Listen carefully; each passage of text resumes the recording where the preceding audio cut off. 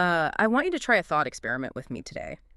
It's a little terrifying to really picture, but stick with me for a second. Okay, I'm ready. Imagine the floor beneath you, like, culturally speaking, just dissolves. Dissolves, you mean like entirely gone? Completely gone. I mean, imagine that in the span of a single generation, the unspoken rules of your community, the language your grandparents used to make sense of the world, the village layout that told you who was in charge. Imagine it all just evaporates. You wake up and the architecture of your reality is just Missing. You're talking about a total systemic collapse. right. I'm talking about rupture, and specifically the rupture that hit the Jewish world in the 20th century because, we all know about the Holocaust in Europe, obviously. But you also had this massive, often really traumatic displacement of Jews from North Africa and the Middle East around the exact same time. Yeah, it was a moment when the physical and spiritual geography of an entire people was basically put in a blender. Exactly. And the really difficult question when you're standing in that kind of rubble is, how do you reorganize? When the old world is dead, what does the new leadership even look like? Do you try to rebuild the old house, or do you build something completely new? Which is such a massive question. It is, and that is exactly what we are unpacking in our deep dive today. We're looking at this really fascinating piece of analysis by Lev Moten from his channel Uncompressed Thinking. Oh, I love his stuff. Right. He wrote this piece called Holiness Concentrated and Holiness Mobilized. And our mission today isn't just a history lesson. It's a structural analysis of two distinct architectures of authority that emerged from that exact same historical trauma. Yeah, I've actually dug into Moten's work before. He has this knack for taking complex history and turning it into it's a structural diagram. He does. And in this piece, he argues that out of this 20th century trauma, two completely different ways of stabilizing a world that was spinning off its axis emerged. And he anchors this theory in two specific legendary figures. Right. On one side, you have the sanctuary model, which is represented by Baba Sali, this revered mystic in the quiet desert town of Netivot, Israel. Netivot, yeah. And on the other side, you have the headquarters model, represented by the Lubavitcher Rebbe, who ran a global operation from a brownstone in Brooklyn, New York. Two men, two continents, two totally different vibes. I mean, just the visual atmospheres alone are wild to compare. But Moten's point, and this is what makes his thesis so compelling, is that these weren't just two different men with different personality quirks. They were two different methods of stabilizing holiness when the world moves too fast. Spiritual survival strategies. Exactly. Holiness concentrated and holiness mobilized. But I think before we get into the geometry of it all, we really have to understand the human need at the center of this. Let's start there. Because Moten makes a point early on that I actually think is super counterintuitive. He says when people are in a crisis, like a real existential rupture, they don't ask abstract questions. They don't want philosophy. No, they don't want a syllabus. They want presence. That's the operative word here. When you feel like you're drowning, you aren't looking for a swimming lesson. Right. You're looking for a rock.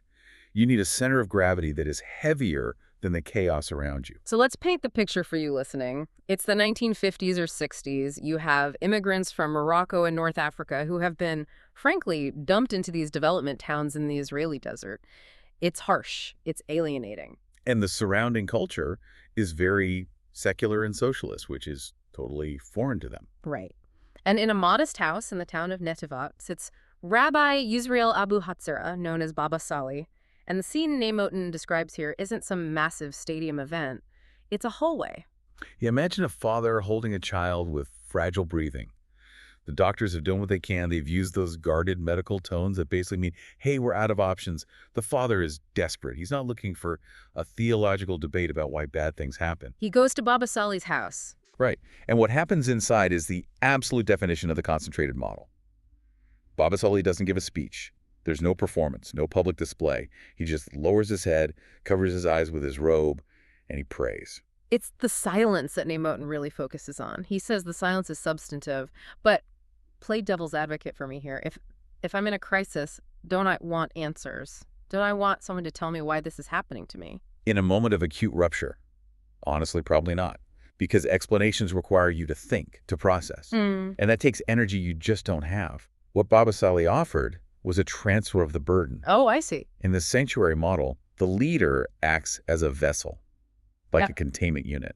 The father brings his fear, his panic, and the rupture of his entire life, and he dumps it in that room. And Baba Sali just absorbs it. That's the dynamic. He absorbs it, which, by the way, is a massive psychological burden for a leader. But for the follower, it's a relief mechanism. You walk out of that room feeling like your fear has been absorbed. The holiness is concentrated in that one man, in that one physical space. Neimoten uses the specific term convergence to describe this. Right, it's the geometry of devotion. In the Baba Sali model, everything curves inward. People travel to the source. And they were bringing all kinds of problems, right? Illness, financial anxiety, just general existential uncertainty. Everything. You had cabinet ministers, generals, regular people. They all traveled to him. He didn't go to the political leaders to lobby them. The power waited in his hallways while his prayer continued undisturbed. That creates such a massive status signal. It tells the community, look, everything around you is changing, the economy, the geography, but this spot is solid. Precisely. And we have to talk about the miracles, especially the story of the bottle of arak. Oh yeah, the arak bottle. That's such a specific detail in the analysis. For those who don't know, arak is the strong anise-flavored spirit. And the story goes that Baba Sali would bless a bottle of arak, wrap it in a towel, and no matter how much was poured from it to toast guests or heal the sick, the bottle never went empty. Now, we can analyze that as folklore, sure, but Neimoten looks at the function of the story. Why does that specific story stick in the communal memory? It collapses the distance between the material and the spiritual worlds. Exactly. It means that holiness isn't some abstract concept floating in the sky. It can live in a bottle of booze on your kitchen table. Yeah. It becomes an instrument of healing. It's incredibly tactile. And what's fascinating is how Baba Sali handled the mysticism behind all this, because he was a master of Kabbalah, the Jewish mystical tradition, but he didn't build large institutions or publish systematic treatises on it. No, for him, mysticism was lived intensity. It was about fasting, silence, restraint. It was felt rather than articulated. Okay, so that's one response to rupture. You build a sanctuary, you concentrate the holiness, absorb the fear, and stay put. You create gravity. But what if the goal isn't just to survive the storm, but to actually go out and change the weather? Enter the headquarters. We're leaving the desert and going to 770 Eastern Parkway in Brooklyn, the court of the Lubavitcher Rebbe, Menachem Mendel Schneerson. The visual contrast here is just jarring. If Nunavut was a quiet sanctuary, Brooklyn was a factory floor. Neimoten describes this orderly line, the famous Sunday dollars line. Thousands of people, literally thousands, lining up for hours. And when you finally get to the Rebbe, the interaction takes, maybe 10 seconds? You get a dollar bill meant for charity, a brief blessing, and you are moved along. It's rhythmic. It's repetitive. But here's the paradox Neimoten points out.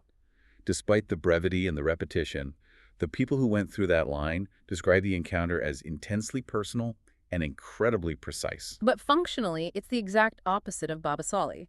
Baba Sali is about spending time in silence, absorbing your pain.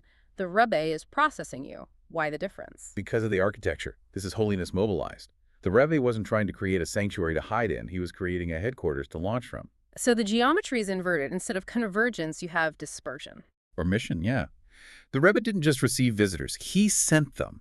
This is where he encouraged young couples to move to cities completely without Jewish infrastructure, to build from absolutely nothing. That is so radical for the mid-20th century. It is. Baba Sali pulled you in, the Rebbe pushed you out. And Neimoten argues that the dollar line essentially institutionalized the personal encounter. The goal wasn't just to comfort you.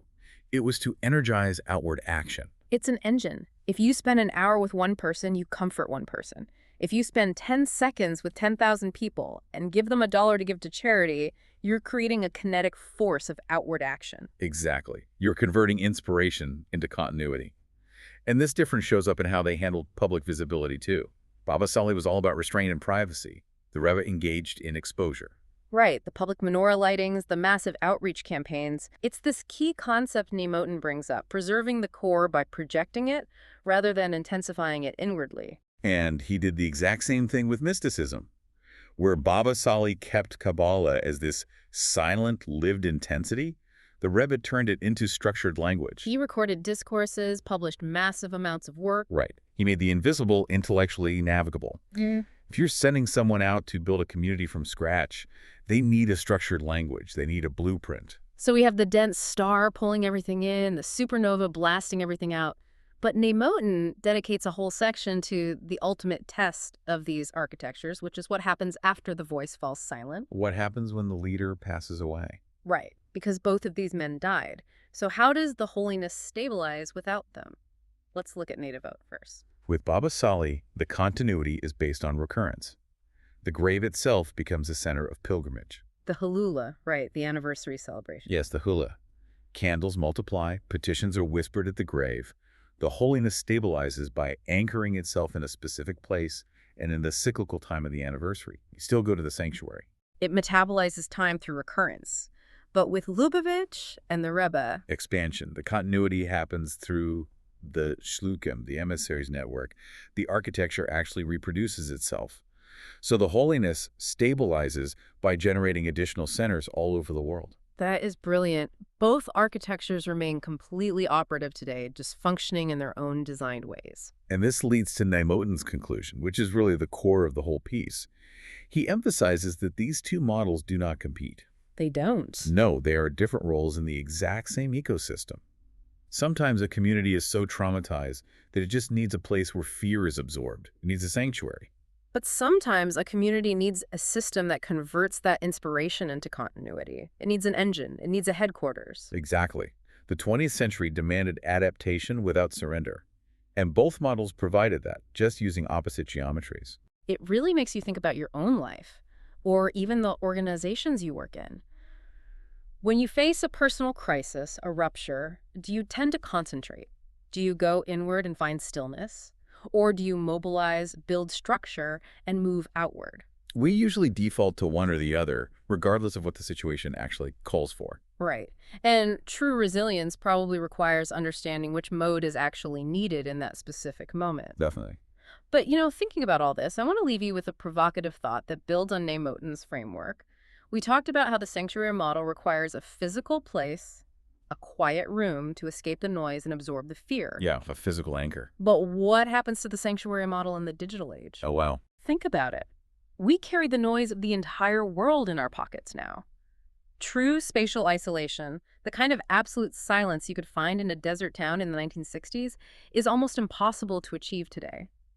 Does our constant connectivity mean that the headquarters model is the only one that can survive now, simply because the modern world won't let us build walls thick enough for a true sanctuary?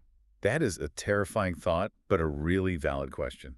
If we can't disconnect, can we ever really concentrate the holiness again? Something for you to mull over. If you want to explore the source material yourself, I highly encourage you to check out Lev Nemotin's Uncompressed Thinking channel and read Holiness Concentrated and Holiness Mobilized.